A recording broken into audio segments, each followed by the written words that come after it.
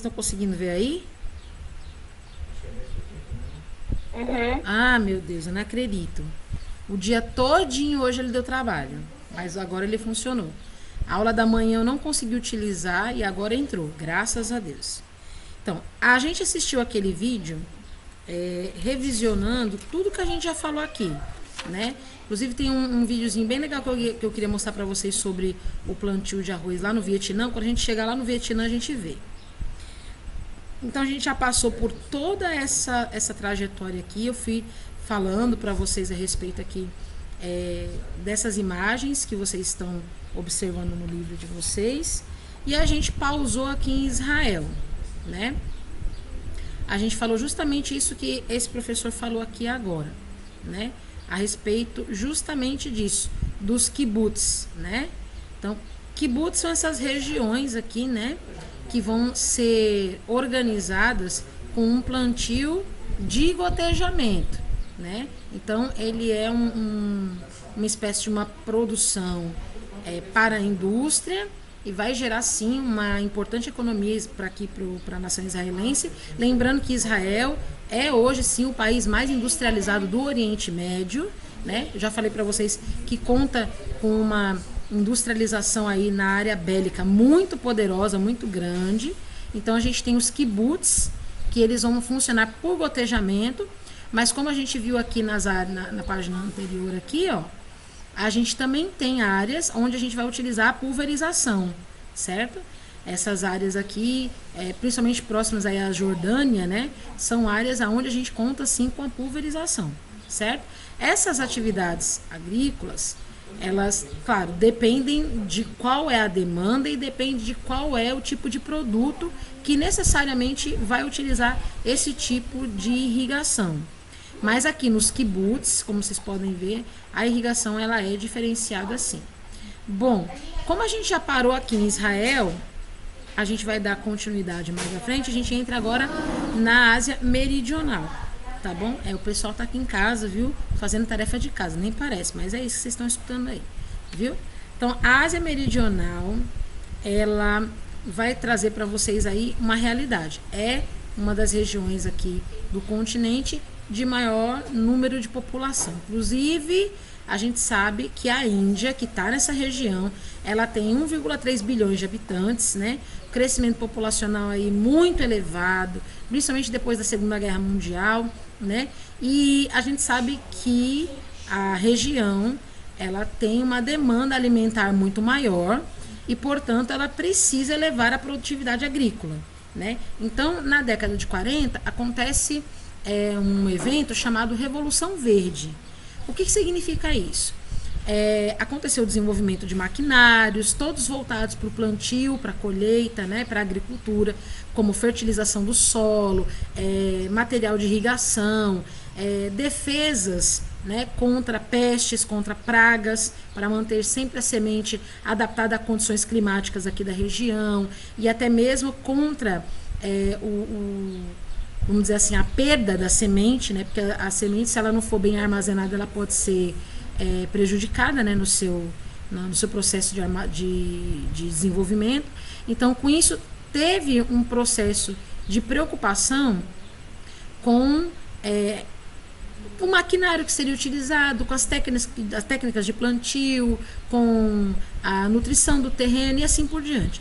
Então, na Revolução Verde, a gente percebe que os aspectos negativos, eles precisam ser solucionados, né? Para tudo favorecer uma agricultura que tenha um foco de subsistência, mas também que tenha um foco de melhoria econômica, certo? Então, os agricultores, eles não conseguem arcar, né, com os custos da semente, fertilizante e todo tipo de material que é necessário para cuidar de pestes, de praga. Então, eles vão fazer o quê? Eles vão utilizar algum tipo de subsídio extra. Como assim? Eles vão utilizar produtos que eles são controlados por um número restrito de empresas, certo? Essas empresas vão enviar esses produtos para que possam ser utilizados para esse controle, né, de pragas, de pestes, para melhoria aí da plantação e tudo mais. Só que esse produto, ele é muito caro. Então acaba que aumentando demais o valor da produção agrícola aqui na região da Ásia Meridional. Então, boa parte da população trabalha na agricultura. Isso para baratear um pouco o produto, né? Por conta da mão de obra, né? Como eles não precisam ter mão de obra especializada, né? Então eles vão utilizar as mãos de obras disponíveis, principalmente porque aqui existem muitos campos, né, que são grandes. Então a gente tem o processo de mecanização das lavouras, tem também, claro, o processo de distribuição desigual das terras, em todo lugar tem, né? Isso faz com que aconteça o êxodo rural, muitas pessoas saem do campo para ir em direção às zonas urbanas por melhores condições de vida. A política na região também, ela também traz muitas incertezas, o clima também, ele também não traz muitas facilitações. Então a Ásia Meridional, ela enfrenta diversos problemas para o seu desenvolvimento, né? Que é, sem dúvida nenhuma, uma das regiões mais pobres da Ásia, como a gente viu nas aulas anteriores, né? Então, falando do Sri Lanka, o Sri Lanka, ele tem uma história, como aqui a gente pode ver, tumultuada, né? Por quê? Porque ela sofreu muitos atentados e muitos massacres, né, do movimento chamado Tamil, um movimento separatista, né, onde a minoria lutaria pela independência do norte do país. Isso acontece muito na região da Ásia e da África, essas questões de separações territoriais. Então, esses movimentos separatistas, eles visam aí a independência, né, das localidades no território. Se você for voltar lá e buscar na sua mente a interpretação e a visualização do movimento lá na situação do Sudão, na África, você vai ver que o Sudão ele se separou, né? Tem agora o Sudão e tem o Sudão do Sul, né? Por conta desses movimentos separatistas. Aqui acontece do mesmo jeito, tá? Geralmente em busca da posse territorial, né? Eu tô ouvindo alguém falar. Alguém quer fazer uma pergunta? Eu fiquei, você falando agora, eu fiquei pensando, por exemplo, tem um país, certo? Aí ele quer independência, uma parte dele, como Sim. Aí tá dizendo o norte. Como é que vai funcionar o governo? Porque era um país inteiro e do nada se separa. Quando o país ele quebra, né? Eu digo quebra, né? Mas é só para vocês entenderem. Quando ele proclama a sua independência, ele vai ter que criar uma nova constituição, né? Porque nessa constituição são as leis e bases que o novo país, no caso, vai ser estruturado.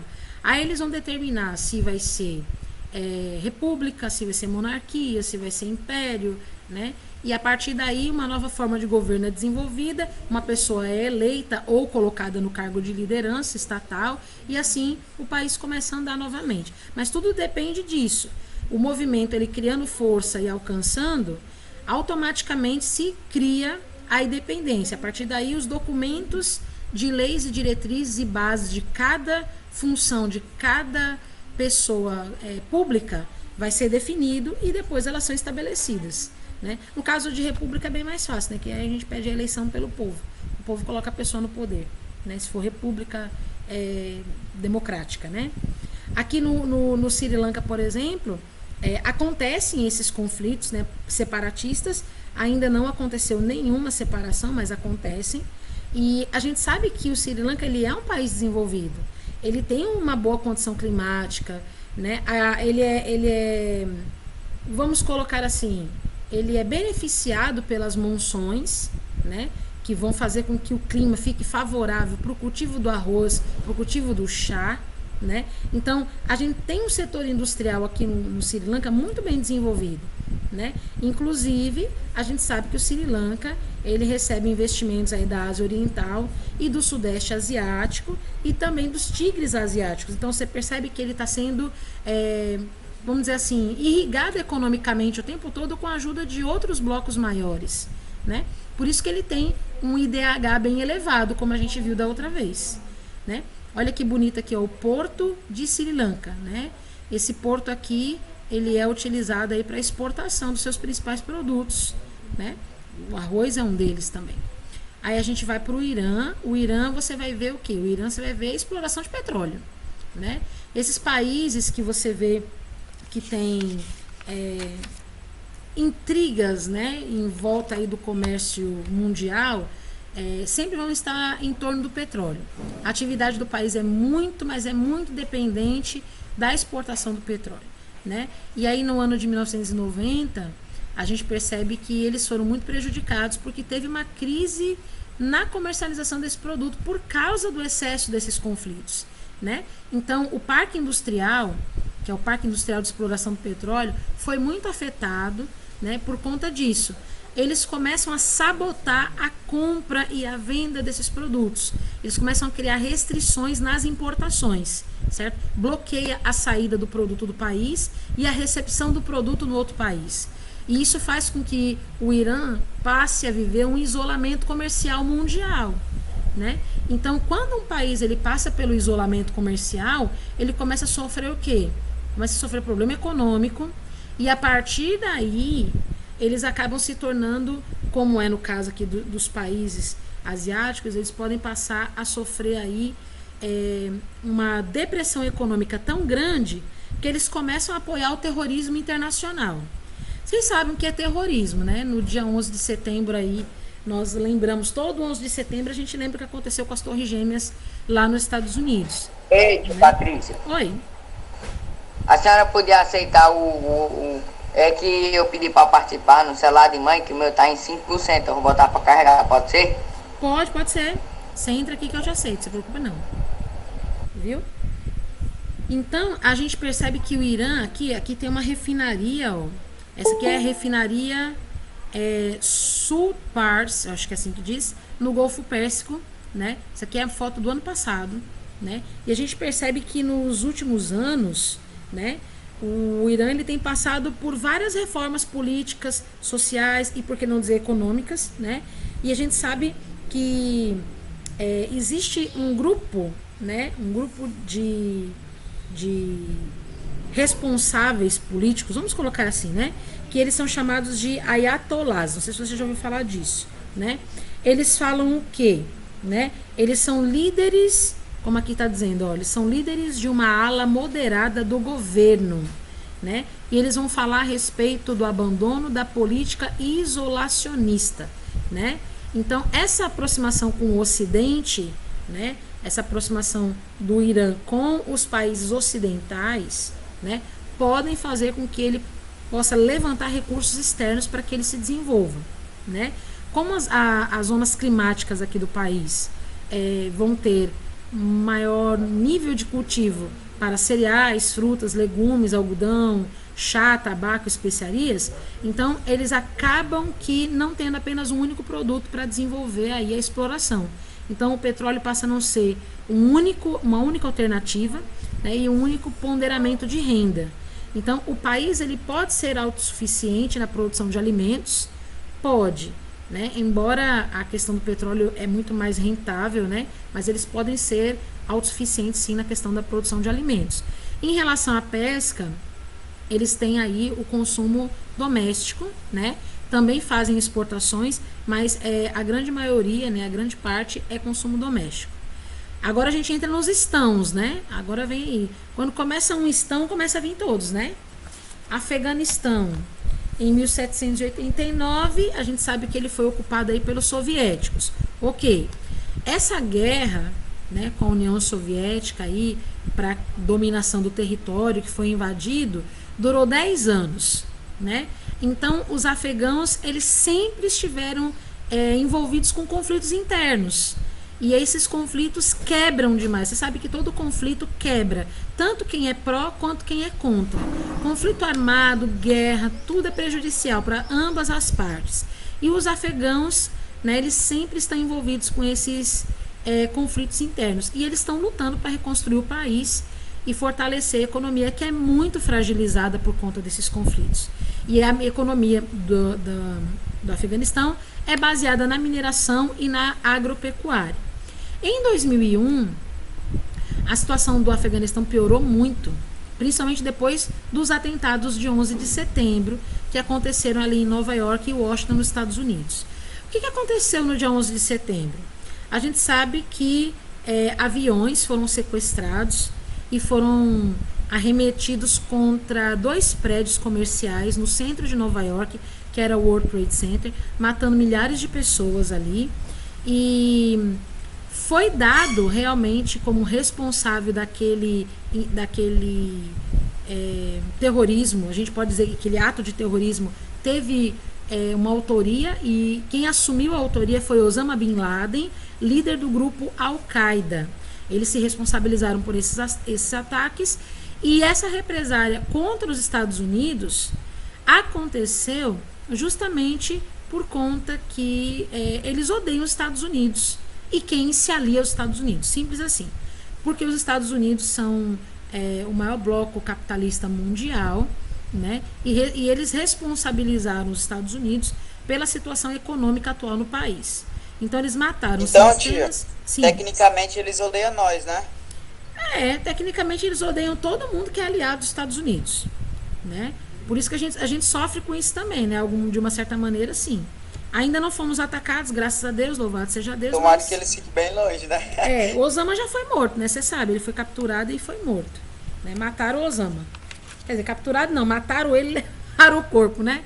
Mataram ele. Ele ficou foragido por muito tempo, ele conseguiu se esconder por muito tempo, mas em pouco tempo, ele, questão de anos, ele foi capturado depois de alguns anos. Mas depois do momento em que os Estados Unidos descobriram a localização exata onde ele estava, foi questão de pouco tempo, ele foi dominado, e o grupo Al-Qaeda continua, ele é formado, claro que ele é ilegal, mas ele continua formado. Tem outras pessoas no poder, claro, né? Então, eles trouxeram uma represália contra os Estados Unidos, matando um monte de gente inocente, civis inocentes, né? Simplesmente para tentar danificar a infraestrutura dos Estados Unidos, fazendo com que o mundo perceba que os Estados Unidos não eram tão seguros e tão autossuficientes assim. Entendeu como é que eles quiseram abalar a economia do país?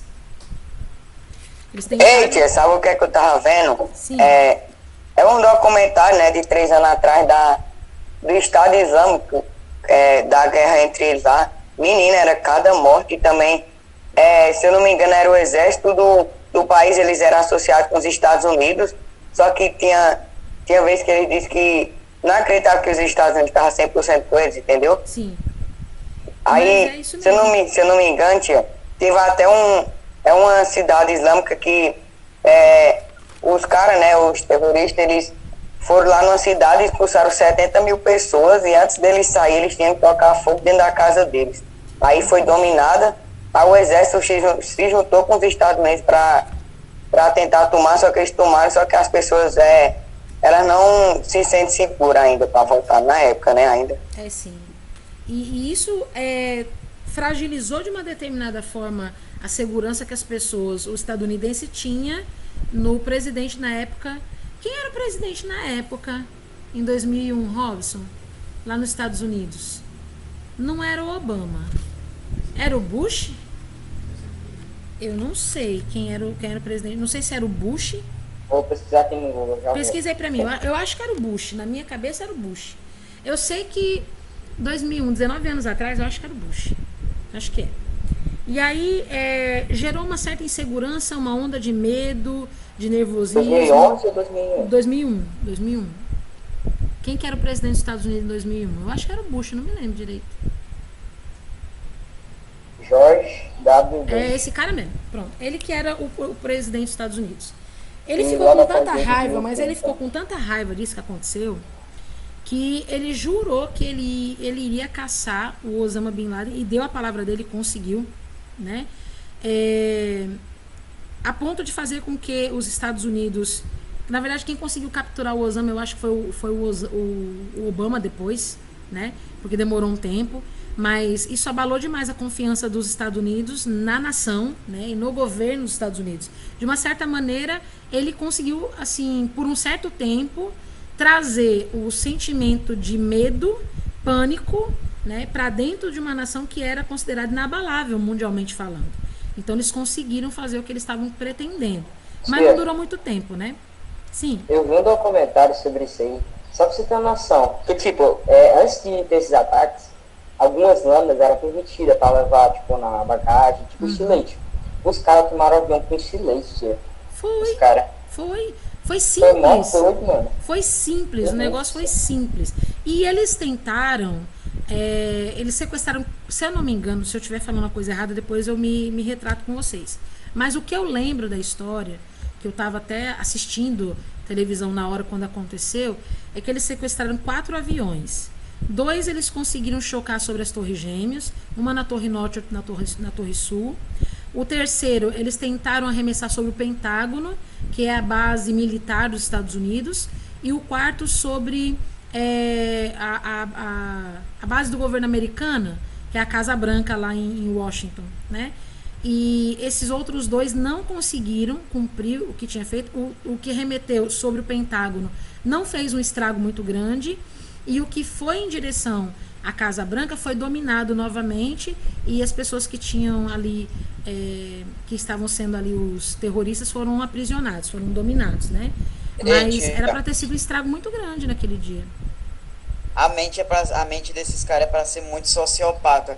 Porque você pegar 4 aviões e literalmente se matar com o nacionalismo. Mas você sabia que o nacionalismo é tão visível nesses estãos? Mas é tão visível. Se você for ver um documentário, um dia eu passo para vocês, eu tenho esse vídeo guardado aqui. São crianças, você ficar assombrado de ver. Crianças de 5, 6, 7 anos na escola, com uma metralhadora na mão, tendo aula de como administrar aqueles tiros, tendo aula de como atirar com 5, 6, 7 anos de idade, né? E eles cantam músicas, né, que vão trazer ali um sentimento de nacionalismo, sabe? Um orgulho. Eles são criados para morrerem pelo país desde crianças. E as coisas que eles falam, né? As crianças falam. Eles dizem: para mim não haveria honra maior do que morrer pela minha nação. Você acredita? E com a arma na mão. 5, 6, 7 anos de idade, com uma metralhadora medonha na mão, aprendendo na escola. Ainda bem que existe ONU.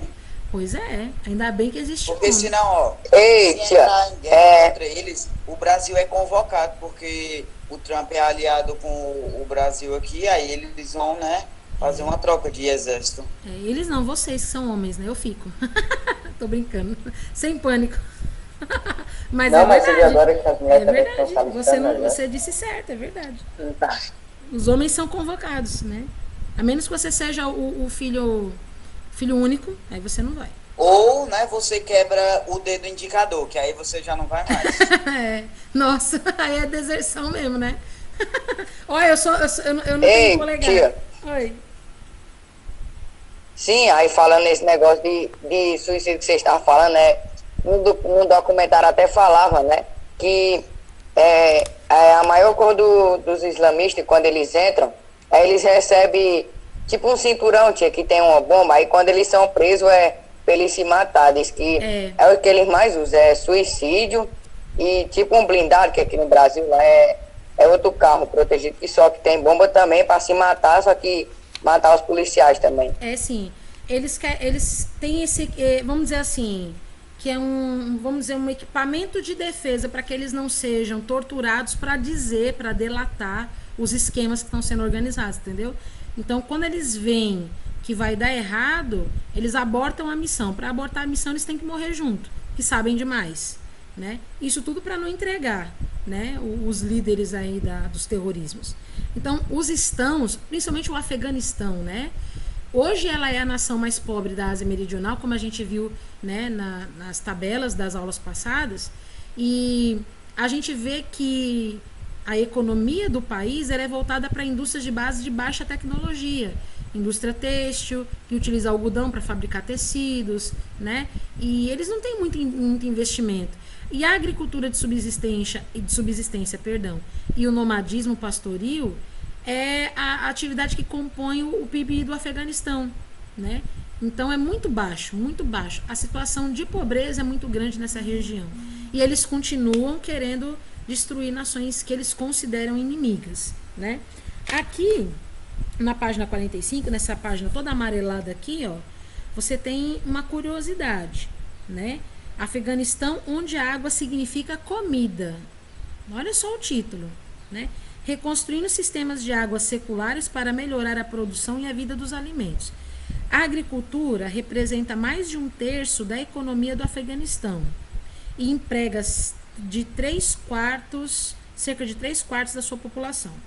Até 85% da comida do país vem da agricultura irrigada. Os agricultores dependem há séculos de Ari-Rud, que significa rio em persa, para irrigar suas terras. O rio flui por mais de 1.000 quilômetros, atravessando montanhas de rochas vermelhas, do centro e oeste do Afeganistão, continuando no Turcomenistão. Mas as bacias dos rios e bacias hidrográficas sofreram muito com a exploração descontrolada da água, o excesso do pastoreio, o desmatamento e uma degradação gradual do meio ambiente. Então perceba que eles deram mais valor para a questão do trabalho pastoril, que acabaram desmatando demais, né, o meio ambiente e consumindo demais água, porque realmente para cada quilo de carne que é produzida, por exemplo, por uma criação, cada 1 quilo, você vai ter ali um consumo baseado ali em 10.000 litros de água, que é do momento que o animalzinho é um bebê até ele ficar na fase adulta, que pode ser comercializado, se for para isso o caso, né? Então você percebe que é muito consumo, e eles não souberam utilizar de uma maneira adequada e correta. Então hoje eles estão colhendo aí com esse déficit, né, de situação de irrigação. Por isso que aonde você vai ter água, ali você vai ter plantio. Aonde não tem água, vai ser impossível você manter o plantio, porque eles não têm equipamentos tecnológicos suficientes para levar água de um ambiente para outro, para manter a agricultura. Vamos seguir um pouquinho lá para a Índia. A gente está na Índia, aqui na página 46. A Índia é embaçada. A Índia é embaçada sem dúvida. A Índia é a parcela mais pobre da população que pratica aí a agricultura tradicional, né? Eles ainda trabalham com a questão do plantation. Plantation é monocultura, tá? Eles trabalham com a monocultura do chá, tá? É uma grande porcentagem do trabalho agricultor aqui. Então, a Revolução Verde, né, que é a promoção de uma agricultura mais moderna, né, mais mecânica, ela vai precisar de altos investimentos, né, que vão, claro, obviamente, ter aí uma boa participação dos lucros, principalmente por conta das ações das exportações do chá, né, pelo país.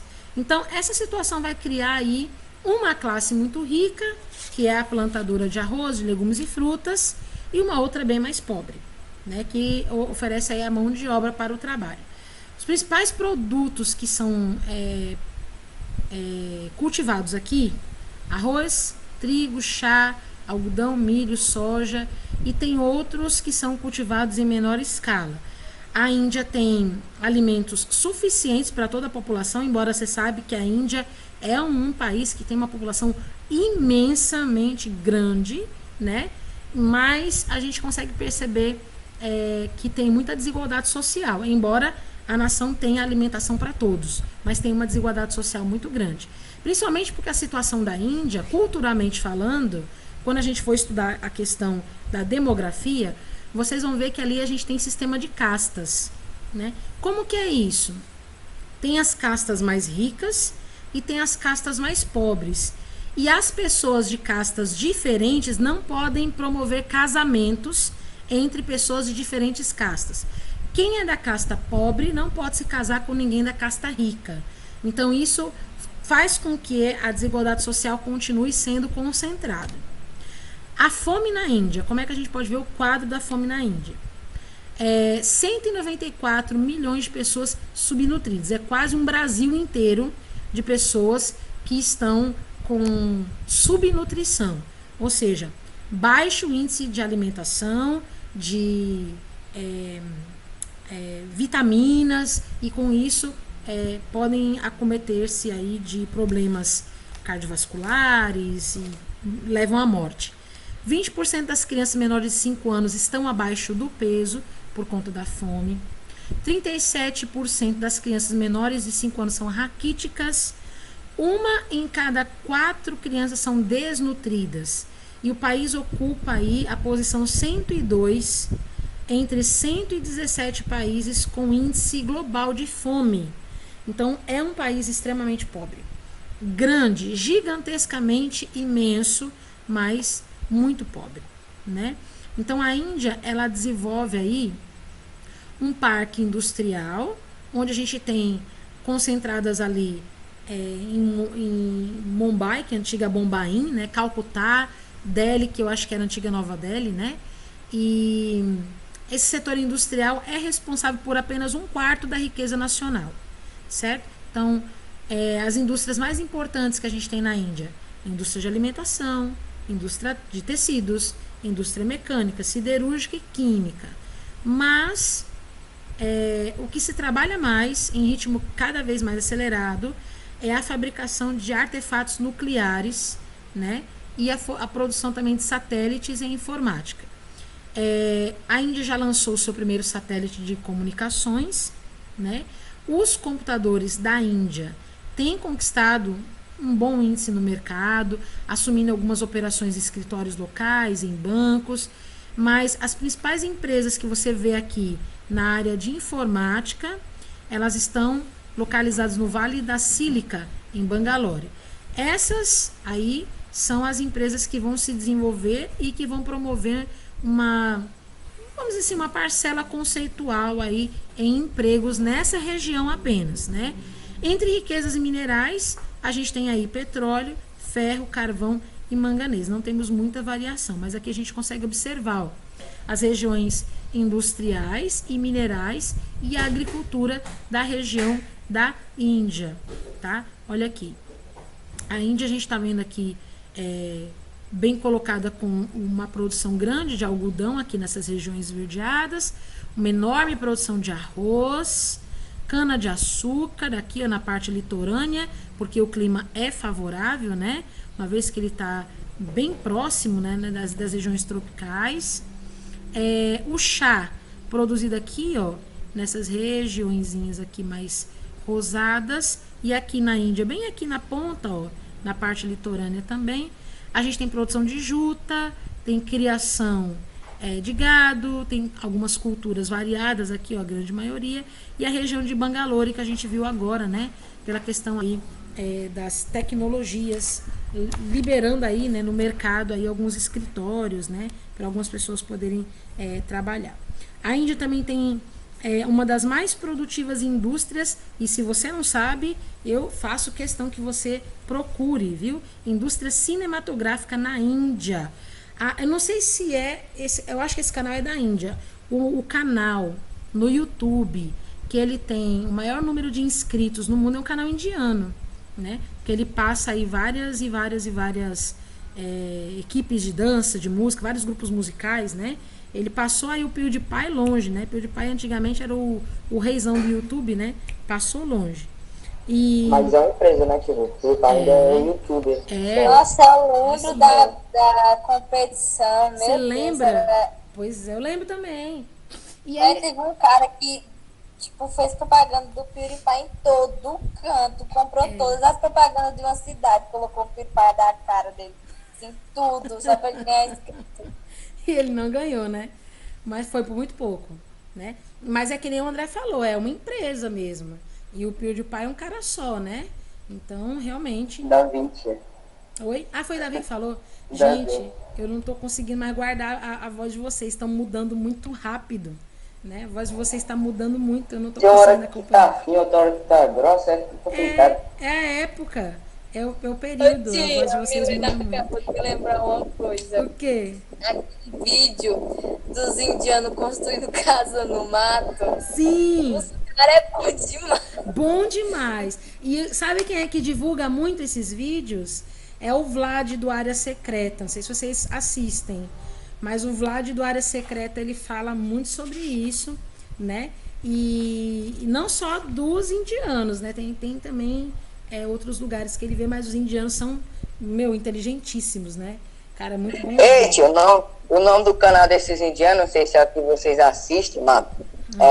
D alguma coisa. Deixa eu só pesquisar aqui bem direitinho. Pesquisa aí pra gente ver. Não, teve um dia que meu irmão tava filmes. assistindo desenho animado. Do nada ele tava assistindo os indianos fazendo casa no meio do mato. O YouTube recomenda. Sim, com certeza.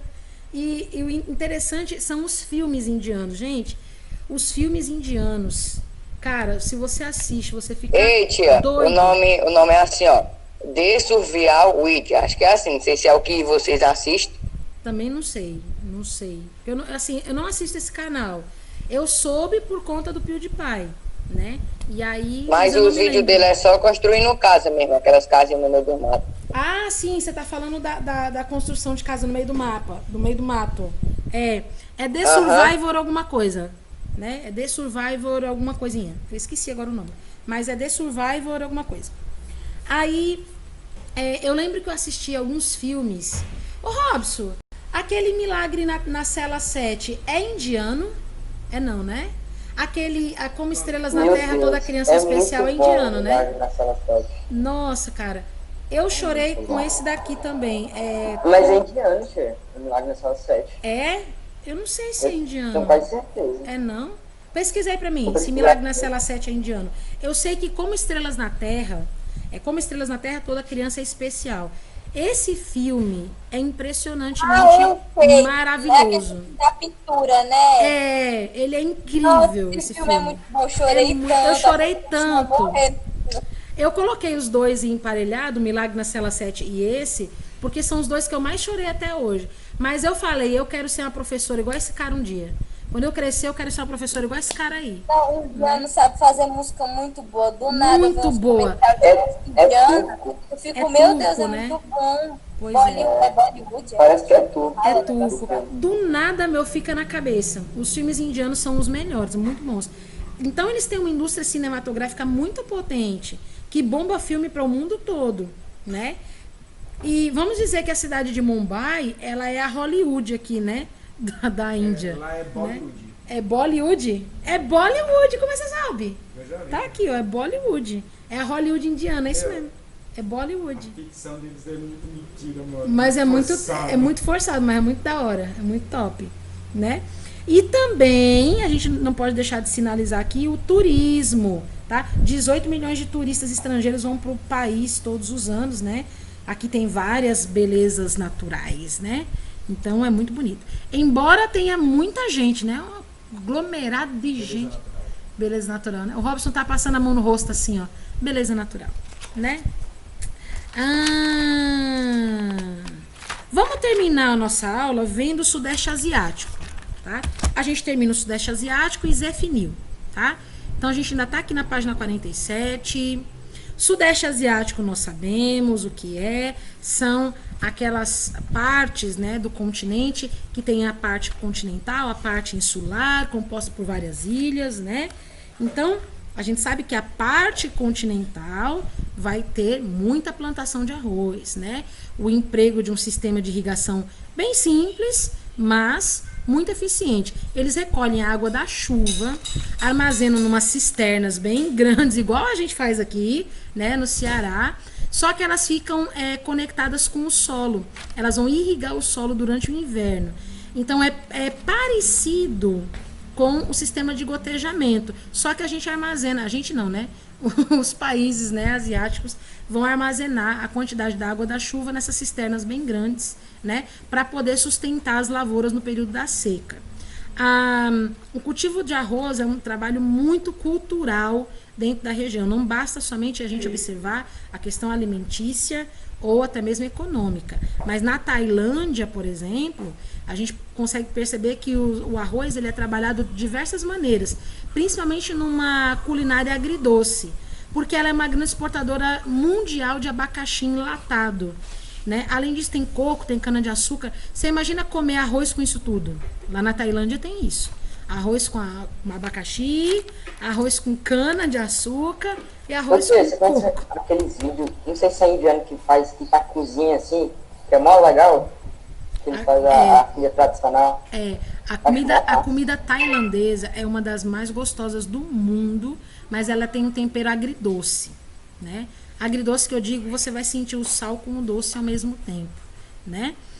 E ela tem uma indústria voltada justamente para o processamento de produtos. Então, eles trabalham com indústria de produtos processados e ultraprocessados. Por isso que eles têm plantação de cana-de-açúcar, porque eles também trabalham com refino de açúcar para exportação. Visto também porque, olha só, para cultivar açúcar, né, a gente precisa de áreas que ficam aí com um clima regulado pelo mar. Né? É o que aconteceu com o Brasil na época da colonização, vocês vão se lembrar. Quando os holandeses começaram a ajudar o Brasil ali na comercialização do açúcar, eles aprenderam junto com os brasileiros todo o cultivo do açúcar, que era primariamente feito na zona litorânea do Nordeste brasileiro. Né? Por quê? Porque o oceano é um regulador térmico.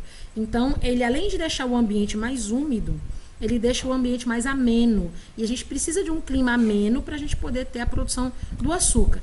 Quando os holandeses foram expulsos do Brasil, eles foram plantar onde? Nas Antilhas, nas ilhas ali da região central ali da América. Então, o açúcar teve uma qualidade melhor e um preço mais barato, né? Por conta do clima, né? Da região. E aqui, na região, a gente está vendo aqui várias ilhas nessa região. Então, elas têm a facilidade da regulação térmica por conta dos oceanos, e isso faz com que o açúcar tenha muita qualidade, né? E além de ter uma boa qualidade, ele tem um preço muito baixo, isso faz ele ganhar o mercado mundial, né? Então, aí, na década de 80, por exemplo, a gente vê que os setores, né, da indústria mudaram um pouco, né? Eles têm, sim, a indústria de base da agricultura, mas eles mudaram um pouco, aumentando a tecnologia e criando aí produtos eletrônicos, componentes para computador, para automóveis. Isso acabou impulsionando um pouco a economia do país. Então, nessas regiões aqui, a gente pode ver o grupo dos novos e dos novíssimos tigres asiáticos, né? Como a Malásia, a Tailândia, a Indonésia. Então, aqui, quando eles se tornaram novos e novíssimos tigres asiáticos? Quando eles começaram a mudar a indústria de base, ampliando, né, a sua linha de produção e favorecendo aí a produção desses equipamentos eletrônicos que são bem mais duráveis, né? Então, por serem bens duráveis, a economia do país alavancou, aumentou. E aí, a gente consegue ver que nessa região também tem a exploração do petróleo, né? E aí o PIB, né, que é o Produto Interno Bruto, ele acaba aumentando um pouco mais. Falando de Produto Interno Bruto, de novo, para a gente entender melhor o que é, a gente faz uma soma, uma estimativa do valor da renda de todos os moradores da região e divide por cabeça. Aí a gente consegue perceber quanto que tem de Produto Interno Bruto e quanto que tem de renda per capita. Né? Produto Interno Bruto é o total, é o que a gente tem de valores em petróleo, em produção, em minérios, é quanto que a gente tem em Produto Interno Bruto, bruto mesmo, que não foi mexido. E o PIB é o produto, o PIB, a renda per capita, ela vai ser dividida entre todos os trabalhadores, né, que tem idade para trabalhar, para a gente poder saber também a análise do IDH da região. Em 67, vários países da região, eles acabaram se unindo e criaram uma associação. Essa associação chama-se ASEAN, Associação das Nações do Sudeste Asiático. E qual que era o objetivo dessa associação? Era aumentar a estabilidade da economia, né? A estabilidade da economia, a estabilidade da região e o desenvolvimento econômico. Essa era a principal ideia que eles queriam fazer montando essa associação. Indo para Singapura, a gente vê que Singapura é uma cidade-estado insular, né? Ela vai ter uma área bem menor do que o estado do Mato Grosso, aqui considerado o Brasil, bem pequenininho. E ela tem poucas fontes de recursos naturais, né? Para você ter noção, Singapura era considerada antigamente ali simplesmente uma vilinha de pescadores, né? Então o país começou a investir mais em educação, né? E quando a gente fala educação, educação de excelência, tecnologia, e aí ela acabou crescendo. É isso que é importante fazer no país. Para que o país cresça, é importante investir primeiramente em educação, porque você vai formar pessoas com mão de obra qualificada. E aí elas vão se projetar no mercado de trabalho local. E isso faz com que o país cresça, né, tecnicamente. Então, Singapura se torna agora um dos países pioneiros no segmento de indústrias, né? E isso é um marco muito grande por um país tão pequenininho, né? Então, o governo acaba transformando o país num lugar que tem atraentes, né, para negócios. E eles têm baixas cargas tributárias, ou seja, o que é carga tributária? É impostos, né? Eles reduzem os impostos e reduzem também as barreiras burocráticas, ou seja, impedimentos, né, documentais, né? Não tem tanto impedimento para que as empresas possam investir em Singapura, certo? Então aqui a gente tem indústria de alta tecnologia, tem turismo, tem comércio e produtos de grife. Ó, Louis Vuitton aí fazendo sucesso, né? Vietnã. O Vietnã, a gente vai ver quando a gente for estudar demografia. Acho que em história a gente vai ver o Vietnã, e depois vocês fiquem atentos. Quando passar os nossos estudos sobre a ditadura militar, civil-militar, a gente vai estudar sobre o Vietnã. Vocês vão ver o que aconteceu, os conflitos do Vietnã. É importante entender, tá? Então, a guerra dos Estados Unidos com o Vietnã, que aconteceu nos anos de 61 e 75, prejudicou muito a economia aqui, né? Principalmente por conta do embargo comercial. O que é o embargo comercial? Os Estados Unidos proibiram qualquer tipo de comércio ou crédito, né, entre esses países, né, entre o Vietnã com outros países e os Estados Unidos com o Vietnã. E aí o embargo veio acabar simplesmente em 94, depois que a Guerra Fria já tinha terminado, né? Então o país ficou destruído, né? O país ficou muito quebrado, o país ficou realmente danificado na questão econômica, fazendo com que os seus moradores passassem até fome. E a partir daí, eles começaram a receber investimentos internacionais, né, para ter um modelo parecido com o da China. Eles queriam crescer para se transformar numa pequena China. E aí eles tiveram que combinar o regime político socialista, né, com uma economia de mercado bem forte para apoiar as exportações. Então, o Vietnã teve sucesso econômico 30 anos depois do fim da guerra com os Estados Unidos. Esses 30 anos castigaram demais aqui a região, né? E hoje o país está dentro da Organização Mundial do Comércio, que é a OMC. Isso foi importante para ajudar o Vietnã a se levantar dessa crise de 30 anos que eles foram obrigados a passar por obrigação dos Estados Unidos. Então, os países orientais europeus investiram no Vietnã antes dos Estados Unidos, né? E aí depois eles acabaram aí, ajudando o Vietnã a ter as suas reformas econômicas, reformas políticas, né? E a infraestrutura que era deficiente, né, acabou sendo alterada para ajudar na oferta de obra de mão barata, né, que era um forte atrativo para o capital estrangeiro, para levantar a economia do país, para que eles pudessem se levantar economicamente. Então, a economia do Vietnã hoje é voltada para a exportação de produtos alimentícios. Eles trabalham também com artesanato, carvão mineral, minérios, indústria de tecidos e algumas áreas para o turismo, né? Existem muitos produtos valiosos, como petróleo, aço, produtos químicos, farmacêuticos, mas a grande base da economia ainda é o primeiro setor. O setor é a agropecuária e extrativismo, tá bom? E aqui vocês podem ver nessa foto aqui como é que é bem precária a situação lá ainda, né? Olha os barquinhos bem pequenininhos, né? Esse aqui é chamado um mercado flutuante. Meu Deus! Mercado flutuante deve ser Phong Dien, não sei como que diz, atrai muitos turistas, dinamizando a economia vietnamita. Mas olha a situação que é vendida as coisas. Meu Deus do céu, que coisa. E a gente agora vai deixar a Ásia Oriental para a próxima aula. Gente, sem mentira nenhuma, a gente chegou na página 50. Vocês acreditam? Eu não acredito. Eu estou aqui até agora. Em que página?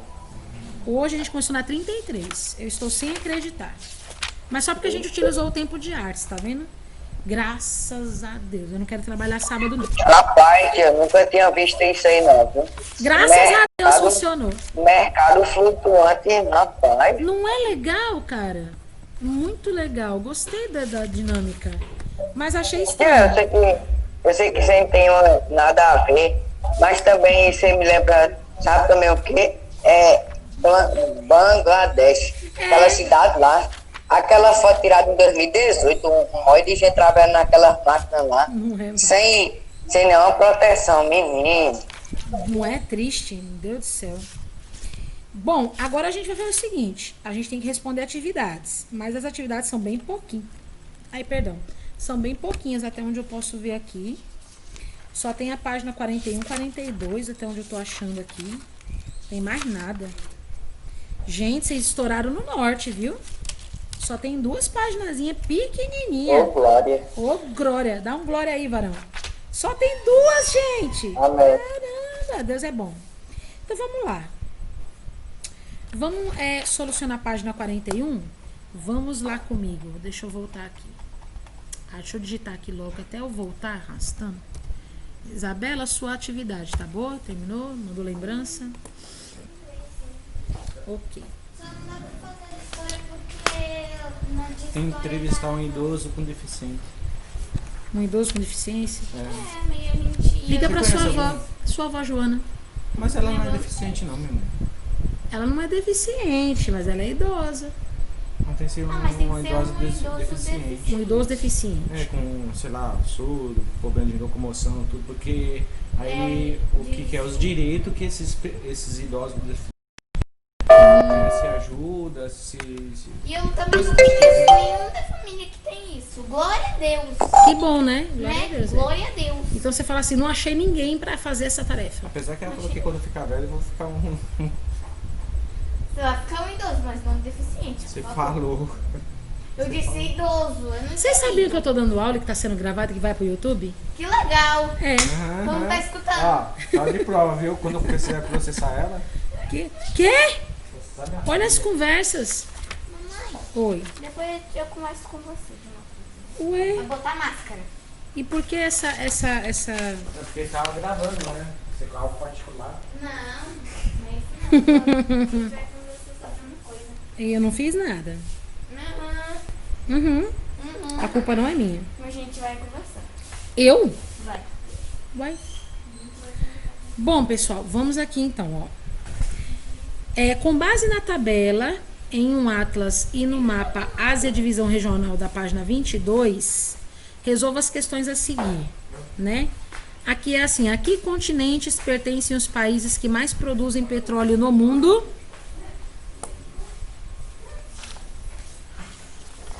Ásia. Ásia aí? Deixa eu achar a matéria. Se você for lá na página 22, eu vou até abrir aqui a minha para consultar junto com vocês. Na página 22. É na página 22? É? Na página 22? Se fosse Ásia, testando sobre ela. Oi. Tia, eu tinha visto na página 40 que eram os maiores produtores de petróleo em 2018. Tem um gráfico lá na página 40. É verdade, é verdade, é verdade. Tá aqui, né, ó. É aqui? Não, é aqui, ó. Não é aqui? Pronto. É esse aí mesmo. Eu acho que lá tá escrito errado. Eu acho que aqui tá errado, viu? Eu acho que é aqui que a gente tem que olhar. Ó, maiores produtores de petróleo, né? Quais são os maiores... A que continentes, na verdade, a pergunta diz, né? A que continentes pertencem os países que mais produzem petróleo no mundo? Ó, Estados Unidos é na América, Arábia Saudita é na Ásia, Rússia é na Ásia, Canadá é na América, Irã, Iraque, Emirados Árabes Unidos e China é na Ásia, Kuwait na Ásia, Brasil na América. Então, América e Ásia, né? Então, coloca aí no cantinho, América e Ásia. Então, os maiores produtores de petróleo no mundo, Ásia e América, ou América e Ásia, dá no mesmo. Em quais regiões da Ásia estão situados os maiores produtores de petróleo do mundo? Cite os países e suas respectivas regiões. Vixe, nossa, vamos lá. Vocês vão ter que consultar o mapa anterior aí, né? Então, vocês vão colocar assim. Aqui tem Rússia, né? Rússia é a Ásia Setentrional, né? Porque a Rússia todinha é a Ásia Setentrional. Arábia Saudita, Iraque, Emirados Árabes e Kuwait é a Ásia Ocidental. E China é a Ásia Oriental, né? Ah, mas tem o Irã também aqui, né? O Irã é a Ásia Meridional, né? Tia, repete aí de novo, por favor. Pronto, vamos lá. Ásia Setentrional é a Rússia toda, né? Ela ocupa toda. Depois vem a Ocidental, né? A Ásia Ocidental é a Arábia Saudita, Iraque, Emirados Árabes e Kuwait.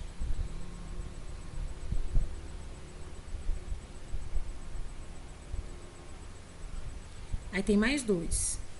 Não sei nem como é que vocês estão respondendo isso aí, mas dá um jeitinho. Na oriental tem a China. E na meridional tem o Irã. Tem petróleo em tudo quanto é canto, né? Nessa Ásia, meu Deus.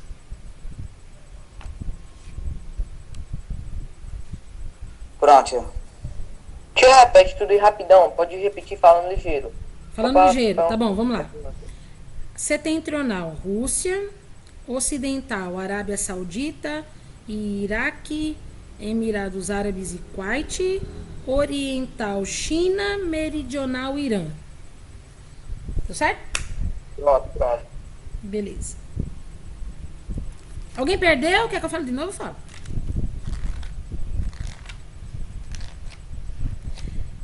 A 3 é: escreva o nome dos países do Oriente Médio que mais produzem petróleo e a porcentagem que eles detêm no total. Aí tá aqui, né? A ordenzinha aqui, né? Os países do Oriente Médio que mais produzem petróleos e a porcentagem que eles detêm no total. Cadê? Arábia Saudita, 13%, né?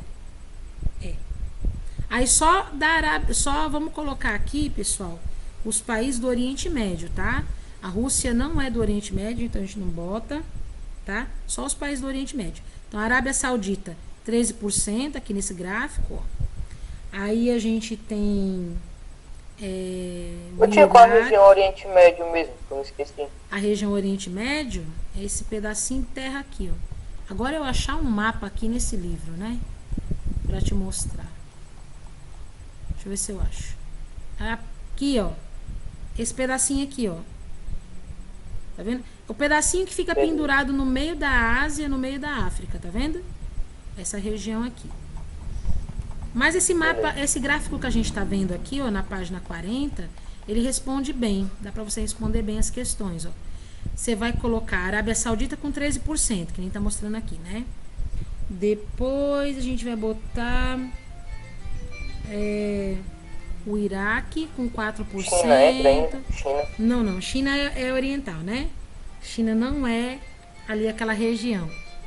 Aí a gente vai botar o Irã com 5%, né? Então, Arábia Saudita, Irã, Iraque e Emirados Árabes. Isso. E o Kuwait. O Kuwait também é. A China não é e a Rússia não é. A China fica na oriental. Ásia Oriental, né? É, oriental. E a Rússia fica no setentrional.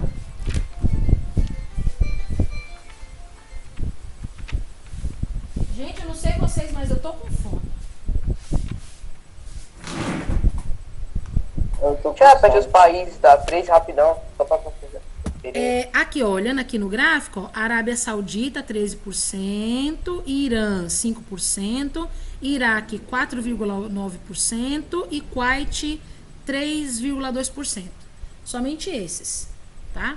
Você não bota a China, porque China... Emirados Árabes também, ó. Emirados Árabes 4,2%, também pode botar. Emirados Árabes pode botar. A China você não bota porque é ocidental, Rússia você não bota porque é setentrional. O restante, que não é americano, você pode botar todos, tá bom? A 4 diz: para o desenvolvimento dos países, quais são as vantagens e as desvantagens trazidas pela renda da produção de petróleo? Quais são? Bom, em suma, você vai colocar assim, ó. Vamos resumir bastante isso aqui. Você vai colocar assim, que a renda gerada pela produção do petróleo melhora as condições de vida da população. Basicamente é isso, né? A gente pode se estender mais na resposta, mas para bom entendedor, minha palavra basta. Então, para o desenvolvimento dos países, quais são as vantagens e as desvantagens? A vantagem é que a extração e exploração do petróleo vai aumentar demais a condição, né, da população, vai melhorar a condição de vida da população. Agora, o problema são os conflitos internos, né? Diversos conflitos internos que acontecem nos territórios, que podem ocasionar aí em processos de guerrilha que pode dificultar, né, o avanço econômico, né?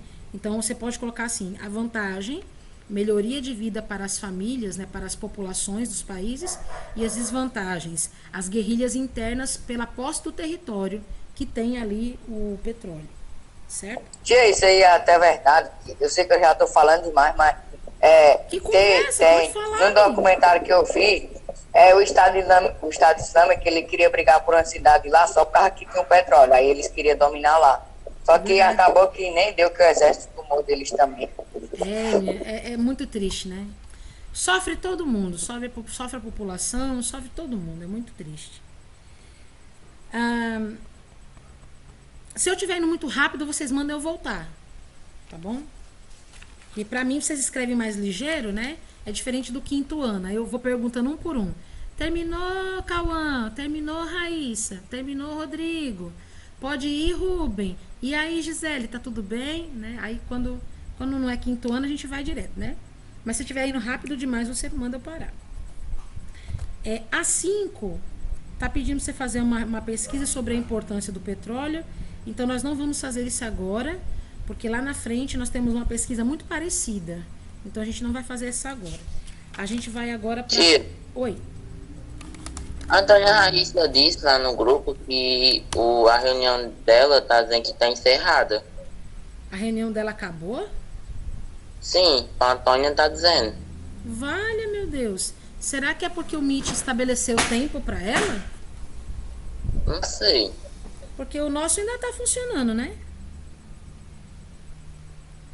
Que coisa. Ela entrou de novo. Deus. Entrou de novo? Deu certo? Entrei pelo e-mail, mas tá tudo tipo no modo escuro. Mudou, não foi? Aconteceu a mesma coisa comigo hoje. No aplicativo tá o normal e no e-mail tá o escuro. Preto, o meu mudou também. Eu entrei pelo e-mail hoje e aí ele ficou preto. Que ruim. Mas eu já me acostumei agora com esse preto. Ai, pra mim tá tão difícil que eu peguei ele hoje. Aí me atrapalhou demais. Ainda tô apanhando. Tô apanhando ainda. Vocês estão em qual questão? Estamos na página 42 agora, viu, Raíssa? Vamos começar agora número 1. Ó, caracterize de maneira geral o desenvolvimento da economia da Ásia.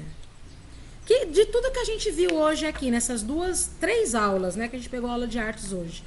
De tudo que a gente viu hoje aqui. Se você fosse falar geralmente, assim, ó, da economia da Ásia, o que você poderia falar?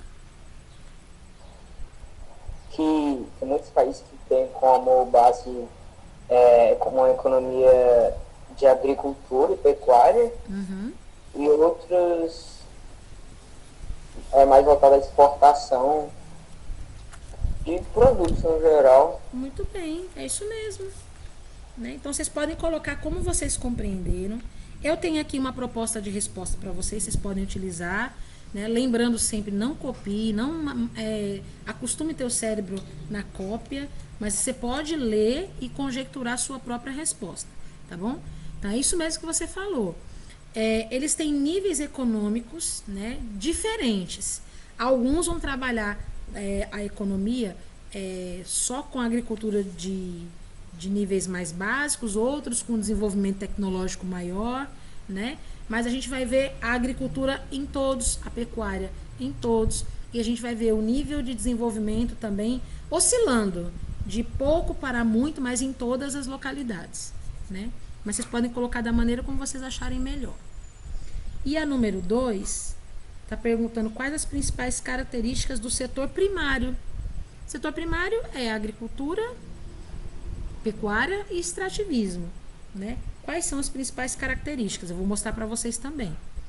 Então, a gente tem o cultivo do arroz, claro, que é a base da economia dos países asiáticos, né? Então, a base da economia, todos os países vão trabalhar com o cultivo do arroz, né?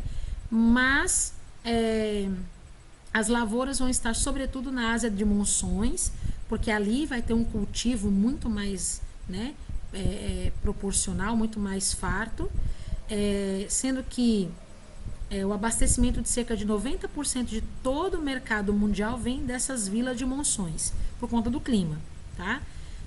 Muito irrigado, né? Porque chove bastante naquela região. As monções são chuvas, né? Que elas vão trazer esse ambiente para o cultivo do arroz. A pecuária se destaca com a China sendo o maior produtor de suínos, como a gente viu, e o continente asiático ele tem vários recursos naturais, como petróleo, carvão e minerais metálicos, né? Então, basicamente, o primeiro setor, em poucas palavras, ele é responsabilizado nessa conjectura que é. Vocês olhem, coloquem da melhor maneira que vocês puderem. E depois, vocês vão tirar aquela foto nervosa, bonita, da página 41 e 42 e mandar para mim, viu? E eu agradeço muito as participações de vocês, né? Gosto de ouvir vocês falando, vocês são 10 falando, né? As coisas que vocês colocam, as perguntas que vocês fazem são sempre muito bem, assim, colocadas. Continuem assim, tá? E se esforcem cada vez mais para melhorar, porque você só tem a crescer com isso, tá certo?